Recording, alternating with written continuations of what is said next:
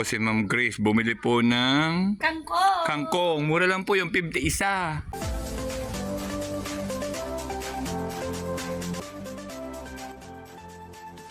Dinayo naman ako na rin mga... Lang na yan. Tinayo naman ako na rin 2 tumboy na ari. Oo.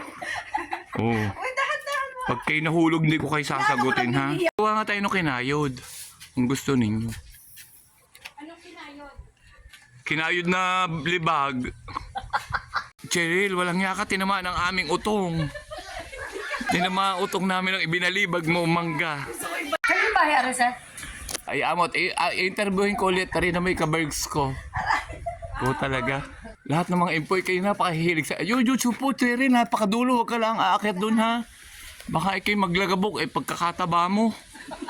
Hello po, may bigla pong dumating na 2 bisitang. Diyos ko po, kala ko po kung sino ay talaga po namang diretso po ng garden.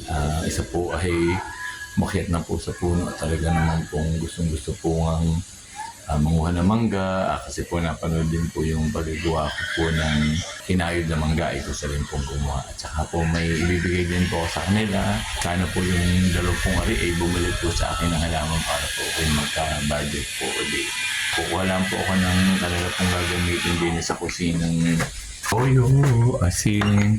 Yung pong gagamitin po sa pag po nagkayod po ng mangga.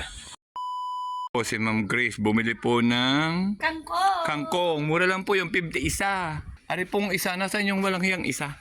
Yan, wala. Yung pong isang iyon ay wala akong binibili, kakuripot. Nagtago pa.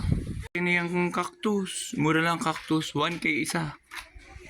1,000 isa, ikaw may mayaman. At may-ari ng Romblon. And may nabola din sa sayote na 100. 50 na lang. O, ayaw mo niyan, 50 lang. Ang lalagyan 25 na. Lagi kayo pumunta dito at kayo bibili ng halaman. Dinagdagan pa po ng tig 100 na aloe vera. Yan ang kay Ma'am Grace na bayad. O, rin naman ang iba. Ari ang mayaman po at si Cheryl. Dahil mayaman dahil. nakapagbili ng kangkong, sayote at aloe vera. Maraming bumili. Yan millionaire's plant. Millionaire's plant. Nung makabili naman po ay nagmerienda na. Ayan, Ari mga ka-science teacher po, na nasuporta po sa aking mga tanim. Pero ang kanilang tanim ay ikta-iktaryan lupain ho ng mga ari. Ay they salt, hindi hilong-hilo ng pagbubukas. Anong tawag doon na Na-prank. na prangko, na bundok. Yan, ang dami ganyan dalang kutsitseriya. Para kayo magsuswimming, wala naman tubig. Wala nga, pwede mo nilagyan. Ay kung alam ko lang, hindi nilinis yung maigi. Pwede tayo isang araw. Pakita ang giveaways pag nabisita sa aking garden. Ay, Iyo. ito si Ben. Ayan, Naku. Hoy, paubos na yan. Naku, ang ibang mapapaparto ay sa Amerika. Pagka nagparto, sorry na po yung dadating na sunod. Wala na po akong may pamimigay na garni. Alamit sa akin. Ari po wala ang naunang ari. Ayan. Ari po bumili po ng halaman kaya nabigyan ko. Ayan, tinuturuan natin ang pagpa-propagate ng oregano. Alam ko naman, ito na ako mamamalin. Propagate ng oregano. Ayan. Ayun, ganda. Alisin mo yung nasa ilalim. Yan. Nakakaya namang mag-ano pa sa iyo. Yan, sige, alis mo. Tapos dali mo yung mga inalis mong dahon, pwede yung ilaga. Di ko na uubuhin. Ang iyo naman yung pandakaki, nakakuha ka na.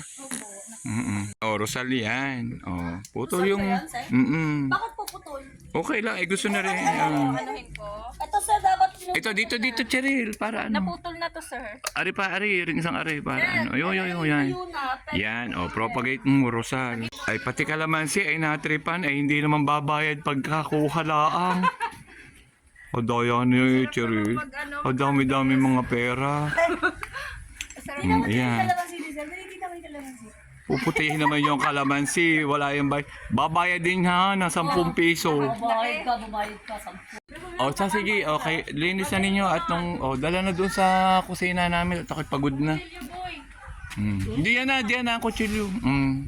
At nung kayo makaalis na at kayo na may nakabili na. Pag nakabili na, pwede nang ayusin uli ang mga pinagkaguluhan at aalis na. Ayan, oh. Oo. Yan. Yan, oh. Ang dami nilang, yan, ang dami nabili. Oh, hanggang doon sa sasakyan ninyo. Antay muna, kasagasaban ang pinamili ninyo. Oh, papakita na muna ho ako at baka akala hindi na ako, akala ko laging voice over. Hindi, ito yung actual, hindi ho voice over yan. Thank you po. Oh, salamat sa pagbili. Oh, dalawa ko ho rin kasayang. Titingnan ko at sasamahan ko ho sa pagpunta sa kanilang van. Sige. Yan, sa dami ng nabiling halaman ay hindi po kailangan pong itali. Hindi po kasi sa van. Oo. Ayan. Oh, talagang van. Oh, lagi ang mga pinamili. Oh, baka malimutan ang kangkong na binili. Millionaire's plant, ari naman po yung milyonarya na ay talagang gusto. Cheryl, yun ipupunasan mo din ng mga ng ano para lagi makintab. Okay. Langis, mantika, kung ano man ang gusto mo ipunas. Oh, Cheryl, bye-bye ka na. Bye-bye. Hi, bye-bye. Ayan, oh. Punta ulit kami. Oo. Mag-request ka ng gusto mong itanim ko para yun ang bibilhin mo. Oh, sige. Ayan. Bye-bye po. Sige, bye-bye. Bye-bye, para kayo Miss Earth. Oh, sige, bye-bye. Oh, ako nang bahala sa gate.